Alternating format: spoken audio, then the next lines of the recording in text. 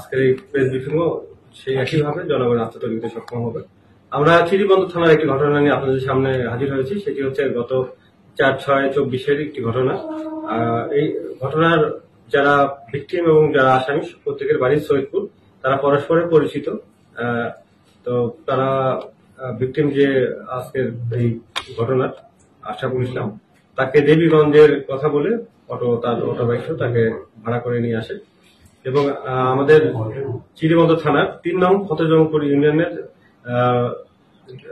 জোত রঘু গ্রামের একটি ফাঁকা রাস্তায় নিয়ে এসে 3 জন মিলে তাকে ধরে প্রথমে রশি দিয়ে গলায় প্যাঁচ দিয়ে গলায় চাকু চালায়।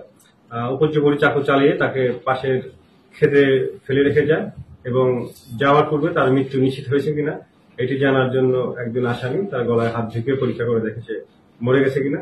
তারা যখন নিশ্চিত হয় মারা গেছে, তখন ভিকটিমকে সেখানে ফেলে তারা অটো নিয়ে দিনাজপুর সদর চলে এসে অটোটি মোহাম্মদ আরিফ নামে একজনের কাছে রেখে বলে যে তারা মেডিকেলে যাচ্ছে, কিছুক্ষণ পরে অটোটি নিয়ে যাবে, এইরকম একটি কথা বলে তার কাছে রেখে যায় এবং ব্যাটারি গুলা আমাদের দিনাজপুরের সদরেই ভাঙ্গারির দোকানে তারা বিক্রি করে 39,000 টাকাতে তারা বিক্রি করে এবং সেই বিক্রি লব্ধ অর্থ তারা আমাদের গ্রেপ্তারকৃত যে আসামি তার স্বীকারোক্তির মতে মকসুদুল ইসলাম সে 9,000 টাকা পায়, আলামিন 9,000 এবং বাবু অবশিষ্ট টাকাগুলো সে নিয়ে তারা আত্মগোপন করে।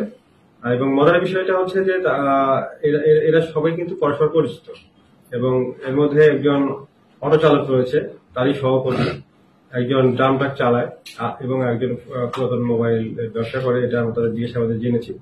তো এবং পরস্পর একই গ্রামের বাড়ি, পূর্ব পরিচিত এবং একই পেশায় নিযুক্ত লোক দ্বারা তারা এই যে ভিকটিম ক্ষতিগ্রস্ত হয়েছে, ভিকটিম সরল বিশ্বাসে তাদের সাথে এসে এবং তাদের এই ক্ষতিগ্রস্ত হয়েছে। তো আমাদের যে সুখের বিষয় হচ্ছে ভিকটিমকে আমরা জীবিত অবস্থায় পেয়েছি। ভিকটিম তারা যখন মৃত অবস্থায় তাকে রেখে পালিয়ে যায়, ভিকটিম সেন্স যখন ফিরে পায় তখন উনি লোকালয়ে চলে আসে, অন্যদের সহযোগিতা পায় এবং প্রথমে তাকে সৈয়দপুর 100 বিশিষ্ট হাসপাতালে চিকিৎসা দেওয়া হয়। উন্নত চিকিৎসার জন্য পরবর্তীতে রংপুর মেডিকেল কলেজে রেফার করা হয়, সেখানে তার চিকিৎসা চলমান রয়েছে। আমরা এই ঘটনায় একজন আসামিকে গ্রেফতার করতে সক্ষম হয়েছি, মকসুদুল মমিন, এবং তার যা স্বীকারোক্তির মতে আমাদের যে ভিকটিমের অটো এবং সেই অটোর যে 5টি ব্যাটারি আমরা সেটি উদ্ধার করেছি। পাশাপাশি এই হত্যাকাণ্ডে এই হত্যা চেষ্টায় এবং এই কাজে ব্যবহৃত চাকু, রশি এবং ভিকটিমের রক্তমাখা জামা সহ আরো যে কিছু আলামত সেগুলো আমরা জব্দ করতে সক্ষম হয়েছি। এই ব্যাটারি যে চোরা কারবারি ক্রয়ের সাথে যারা জড়িত এরকম 2 জনকে আমরা গ্রেপ্তার করতে সক্ষম হয়েছি এবং আমাদের এই মুহূর্তে আমাদের 3 জন গ্রেপ্তার রয়েছে, 2 জন পলাতক আসামি রয়েছে যারা এই কাজে সরাসরি জড়িত ছিল, তাদেরকে আমরা দ্রুত গ্রেপ্তার করতে সক্ষম হবো বলে আশা করছি। সকলকে ধন্যবাদ। আমরা সেই রেকর্ডটা আসলে আমরা এখনো হাতে পাইনি যে এখানে যারা অপরাধে জড়িত আছে সবাই কিন্তু পিসিপিআর নেই, পূর্বে তারা কোনো অপরাধ সংশ্লিষ্টতা আমরা এখনো পাইনি, ভিকটিমেরও পাইনি।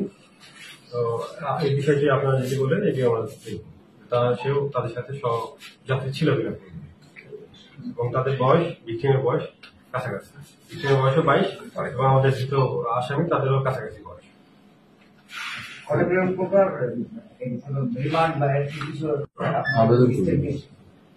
আমরা প্রথমে ভিকটিম যেন স্বীকারোক্তি দেয় আদালতে, স্বীকারোক্তির মতো জবানবন্দি প্রদান করে সেই প্রক্রিয়ায় যাচ্ছি। ভিকটিম আমাদের কাছে স্বীকার করেছে, তার বক্তব্য হচ্ছে উনি আদালতে বিষয়টি স্বীকার করবেন। তো আমরা সেভাবে